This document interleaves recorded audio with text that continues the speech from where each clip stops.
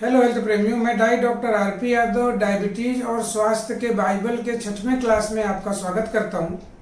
आज के इस क्लास में हम चर्चा करेंगे why we need food. Food की हमें क्या ज़रूरत है और फूड का जो एनालिसिस है, मतलब फूड को जो माइक्रोन्यूट्रिएंट्स अलग अलग पार्ट्स में डिवाइड किया गया है, और इस माइक्रोन्यूट्रिएंट्स में भी आप देखेंगे कि कार्बोहाइड्रेट, प्रोटीन और फैट, ये 3 मेजर जो माइक्रोन्यूट्रिएंट्स हैं हमारे फूड के। आज हम इन तीनों को केमिस्ट्री की भाषा में समझने की कोशिश करेंगे कि केमिस्ट्री के हिसाब से कार्बोहाइड्रेट, प्रोटीन और फैट क्या होता है। तो आज की क्लास में अगर लास्ट तक बने रहेंगे तो आपका नॉलेज कुछ न कुछ पहले से और भी ज़्यादा होगा। हम बात करते हैं व्हाई वी नीड फूड।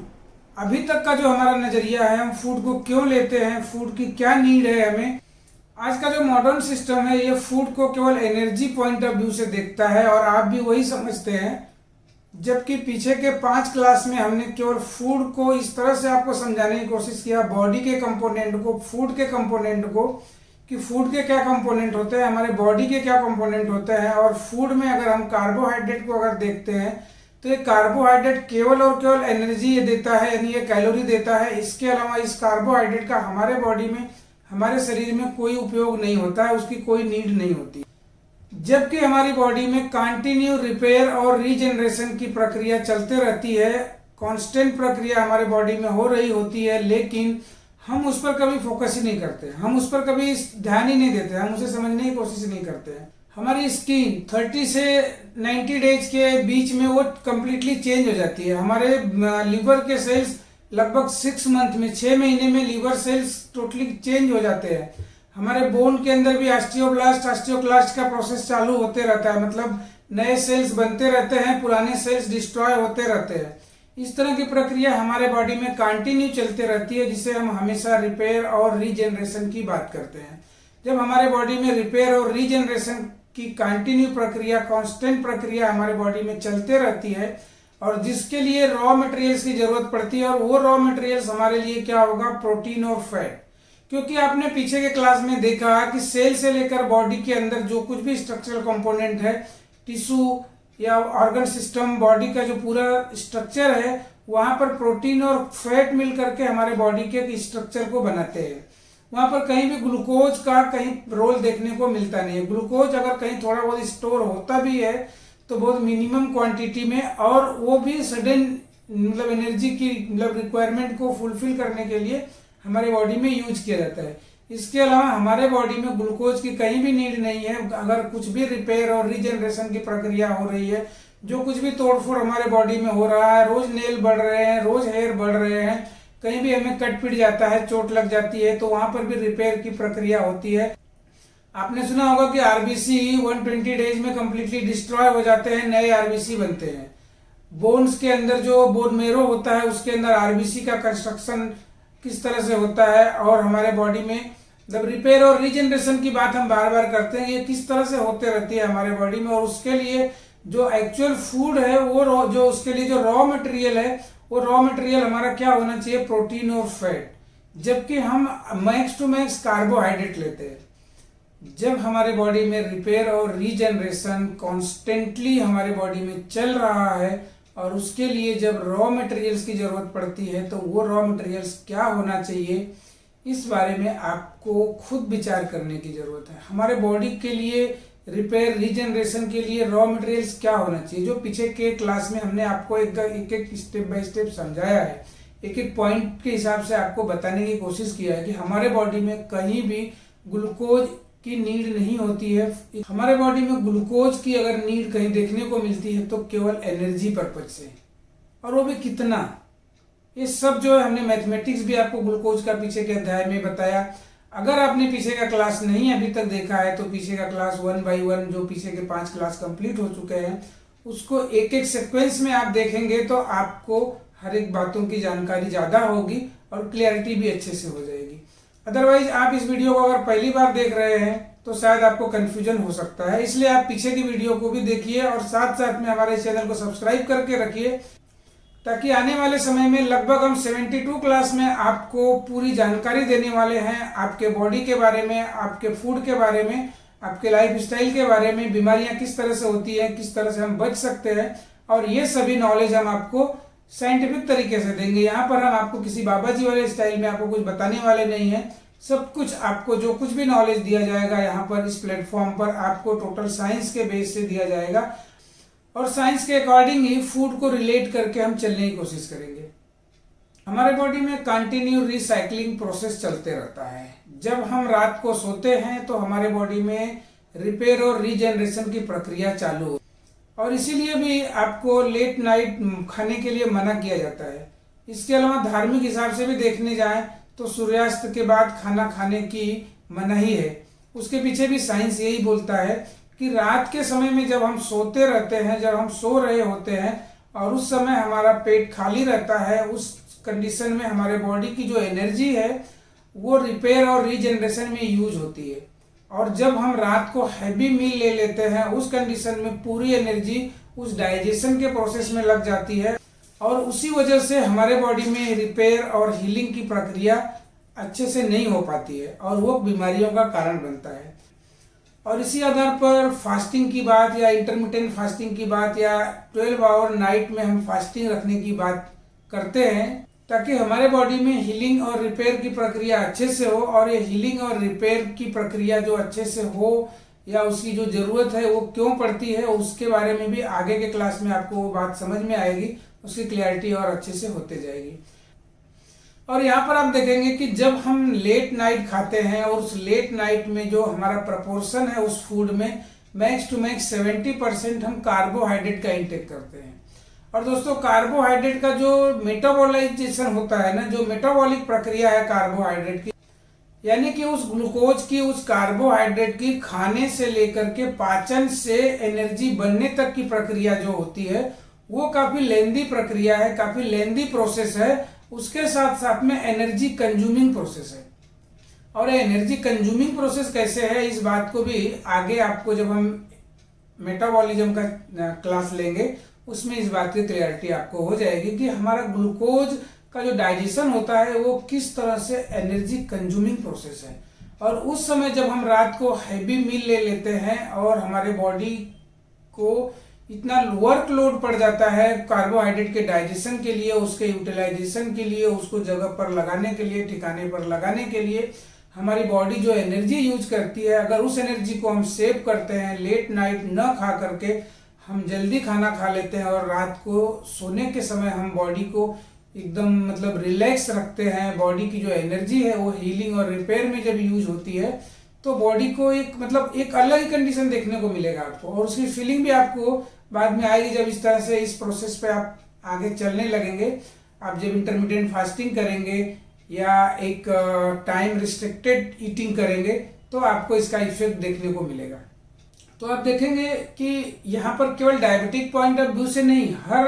किसी भी लोगों को अगर देखा जाए वो किसी भी मेटाबॉलिक ट्रैप में है, चाहे वो ब्लड प्रेशर हो, कोलेस्ट्रॉल बढ़ा हुआ हो, फैटी लीवर हो या उनको थायराइड का प्रॉब्लम हो या ओबेज हो, ओबेसिटी से परेशान हो, वजन बढ़ा हुआ हो, मोटापे से परेशान हो और काफी इफोर्ट कर लेने के बावजूद भी उनका वेट कम नहीं हो पा रहा है, तो ऐसे लोगों के लिए ये इस बात को सोचने की जरूरत है, इस बात पर ध्यान देने की जरूरत है कि हमारे फूड प्लेट में अगर हम प्रोटीन और फैट को बढ़ा लेते हैं तो हमारा जो फुलफिल है एनर्जी पॉइंट ऑफ व्यू, क्योंकि एनर्जी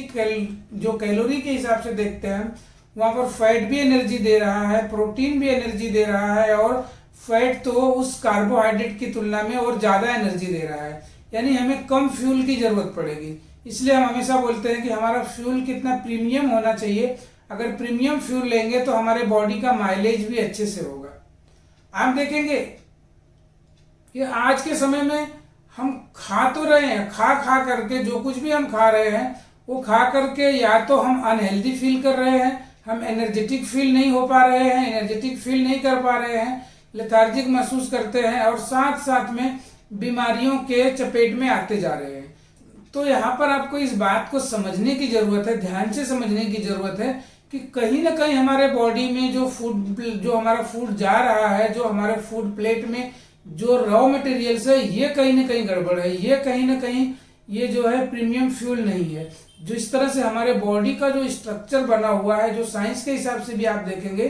तो वो जो डिजाइन की हुई है उसके हिसाब से, उसके अकॉर्डिंग हमें फूड की जरूरत होती है। ना कि हम चाहे जो कुछ ले लेते हैं। तो यहाँ पर आप दूसरे तरीके से आप समझ सकते हैं कि आपकी कोई गाड़ी है, आपकी गाड़ी का इंजन इस तरह से कहीं ना कहीं गड़बड़ है, वो खराब है कि वो तेल तो ज्यादा पी रहा है, पेट्रोल ज्यादा ले रहा है, पी रहा है, और वो माइलेज भी कम दे रहा है। ठीक वही कंडीशन है, आप हाईवी लोड वाला फूड तो ले रहे हो, खाना तो दबा करके खा रहे हो, लेकिन आपकी गाड़ी का जो माइलेज है वो कहीं ना कहीं गड़बड़ हो गया है। यानी माइलेज यानी मेटाबॉलिक सिस्टम आपका कहीं ना कहीं गड़बड़ है, और आप हैवी फूड भी ले रहे हो और उसके साथ साथ में आप एनर्जेटिक फील नहीं कर रहे हो। इसके अलावा आप कहीं ऐसे भी लोगों को देखेंगे कि वो फूड तो बहुत कम लेते हैं, बहुत थोड़ा ही फूड लेते हैं, 2 मील की रोटी लेते हैं, 2 टाइम का खाना खाते हैं, और उनका खाना भी इतना प्रीमियम रहता है, उसके बावजूद भी उनकी गाड़ी माइलेज ज्यादा देती है। यानी कि अगर गाड़ी अच्छी कंडीशन में है तो वो थोड़े फ्यूल में भी माइलेज अच्छा देगी। आपने इस बात का अनुभव भी किया होगा कि अगर आपकी गाड़ी अच्छी है तो वो ज्यादा दूर तक पेट्रोल, कम पेट्रोल में ज्यादा दूर तक जाती है, यानी माइलेज ज्यादा देती है। लेकिन अगर इंजन खराब हो गया है तो रोज तेल पी रहा है और आप जगह पर पहुंचते नहीं हो, पेट्रोल चाहे जितना भराते हो। तो ठीक उसी बात को उसी तरीके से आपको समझना है कि आपके बॉडी में आप चाहे जितना पेट्रोल डालते जाइए, चाहे जितना फूड डालते जाइए, अगर वो फूड आपका वो प्रीमियम फ्यूल नहीं होगा, वो प्रीमियम फूड नहीं होगा, तो आपके लिए वो नुकसानदायक के अलावा और कुछ नहीं देखने को मिलेगा। वो नुकसानदायक ही होगा, बीमारियां बढ़ाएगा, और वो बीमारियों को ठीक करने की तो बात ही नहीं करेगा। रिपेयर और रीजनरेशन, हीलिंग प्रोसेस आपके बॉडी में होगा ही नहीं। इसलिए दोस्तों हम आपको हमेशा बोलते हैं कि आपके फूड प्लेट को चेंज करने की जरूरत है। यहाँ पर आपके परसेप्शन को, आपके नजरिए को चेंज करने की जरूरत है। और चेंज किस तरह से करने की जरूरत है कि जहां पर आपका कार्बोहाइड्रेट का परसेंटेज ज्यादा है वहां पर आप प्रोटीन को बढ़ा लीजिए जो हमारे बॉडी की नीड है, उसके साथ में फैट को बढ़ा लीजिए। और वो किस तरह से बढ़ाएंगे वो सब बात भी धीरे धीरे आगे की क्लास में आपको क्लियर होते जाएगी, जो कि वो भी एनर्जी दे रहा है। हम तो क्या करते हैं, इंस्टेंट एनर्जी, ये पेप्सी पी लो, ये कोला पी लो, ये कोल्ड ड्रिंक्स पी लो, ये ड्रिंक्स पी लो। यानी हम मार्केट में बहुत सारे एनर्जी ड्रिंक्स के नाम से ड्रिंक्स लेते रहते हैं जो हमें इंस्टेंट एनर्जी देने की बात करता है, लेकिन उसके अंदर कार्बोहाइड्रेट ग्लूकोज फुल भरा हुआ है। और उस ग्लूकोज की कितनी नीड है, पीछे के क्लास में आपने जो हमने जो मैथमेटिक्स ऑफ द ग्लूकोज बताया उसमें आपने देखा कि हमारे ब्लड में जो वेरिएशन है एक केवल 3 से 3.5 ग्राम का वेरिएशन है। हमारे बॉडी को अगर नीड है तो 3 से 3.5 ग्राम के वेरिएशन में अगर ग्लूकोज चल रहा है, वो 3 ग्राम कितना होता है आप समझ सकते हैं। आप और पीछे का वीडियो भी अगर आपने नहीं देखा है तो सबसे पहले उस वीडियो को देखिए ताकि आपको इस बात की क्लैरिटी हो जाए कि ये 3 ग्राम का ग्लूकोज और ये ग्लूकोज का मैथमेटिक्स ऑफ द ग्लूकोज ये क्या बात बोल रहा है बंदा, वो बात आपको क्लियर हो जाएगी। तो हमारे बॉडी में नीड किस चीज की है इसको बार बार आपको समझने की जरूरत है। तो दोस्तों जब तक आप अपने फूड प्लेट को नहीं समझोगे, बॉडी की नीड को नहीं समझोगे, बॉडी के स्ट्रक्चरल कंपोनेंट को अच्छी तरह से नहीं समझोगे, हमें नीड किस चीज की है उसको अगर समझ करके आप अपने परसेप्शन को चेंज नहीं करेंगे, आप अपने आप में बदलाव नहीं लाएंगे, तो आप लाइफ में बीमार और बीमार और बीमार होते रहेंगे। ठीक होने की तो कहीं आपको दूर दूर तक देखने को ही नहीं मिलेगा।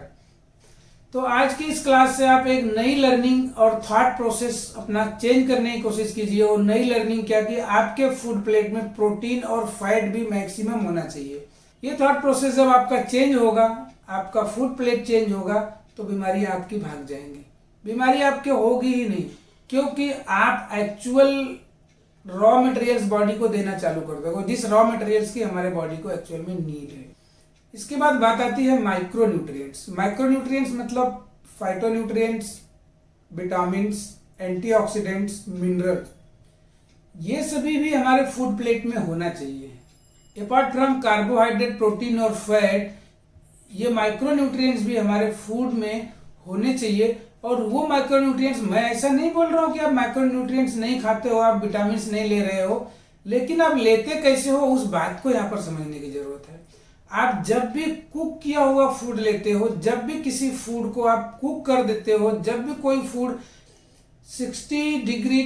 सेंटीग्रेड टेम्परेचर से ऊपर के टेम्परेचर पे जब कोई भी फूड कुक किया जाता है, तो उसके अंदर मौजूद जो कुछ भी विटामिन हैं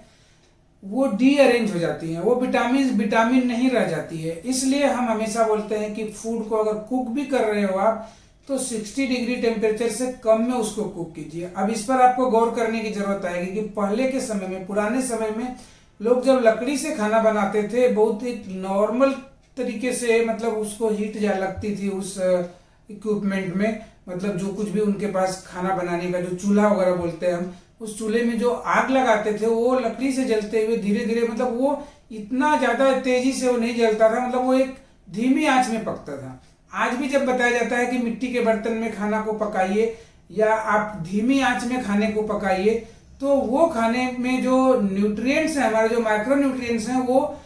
अधिक से अधिक सेव हो पाएंगे। अदरवाइज हम हाई प्रेशर में और हाई टेम्परेचर में जब कुक करते हैं तो उसके अंदर जो कुछ भी माइक्रो न्यूट्रिएंट्स हैं वो डिस्ट्रॉय हो जाते हैं। हम खा तो रहे होते हैं लेकिन हमारे बॉडी में उसका कोई यूज नहीं होता है, वो किसी काम के नहीं रह जाते हैं, और केवल उसमें जो मैक्रो न्यूट्रिएंट्स है, प्रोटीन, फैट और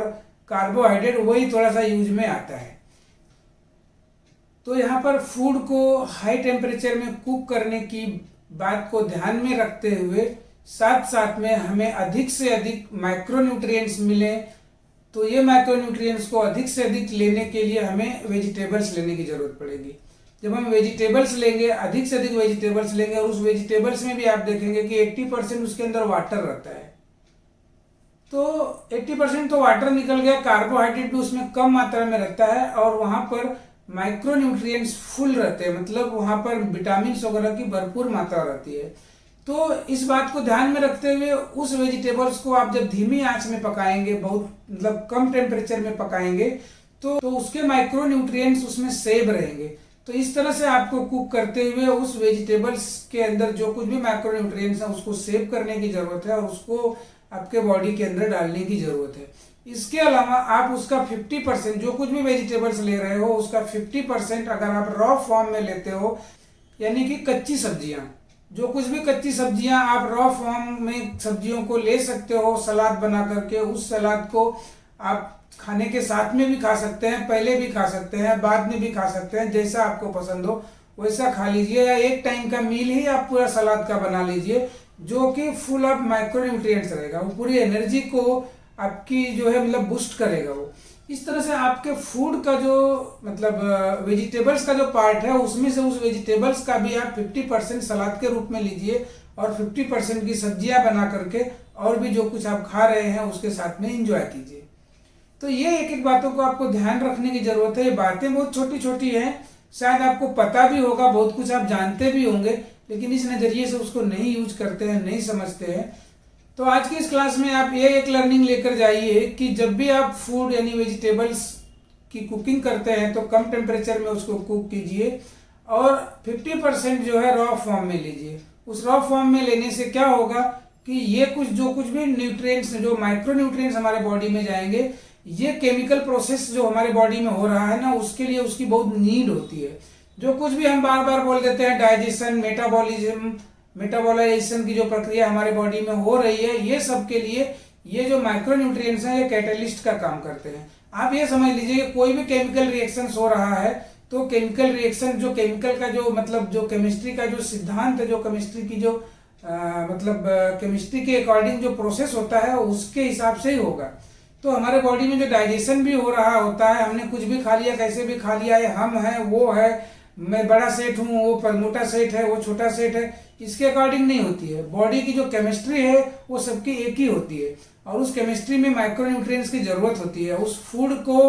डाइजेस्ट होने के लिए भी पूरे बॉडी के एक एक सिस्टम तक, एक एक सेल तक पहुंचने के लिए जो ट्रांसपोर्टेशन का जो सिस्टम है उसके लिए भी इस माइक्रो न्यूट्रिएंट्स की नीड होती है, और इसकी नीड रोज होती है। ऐसा नहीं है आपने 4 दिन विटामिन की गोली खा लिया और फुलफिल हो गया, नहीं। हमें रोज हमारे फूड में, हमारे जो डाइट है उस डाइट में रोज जो है इस माइक्रो न्यूट्रिएंट्स की नीड होती है। तो इस माइक्रो न्यूट्रिएंट्स को हम खाते भी हैं लेकिन उसको डिस्ट्रॉय कर देते हैं। तो अगर आप इस तरह से ध्यान रखेंगे इस बात को, तो उसको सेव करते हुए उस माइक्रो न्यूट्रिएंट्स को आप आगे के समय में यूज करेंगे तो उसका रिजल्ट भी आपको अच्छा देखने को मिलेगा।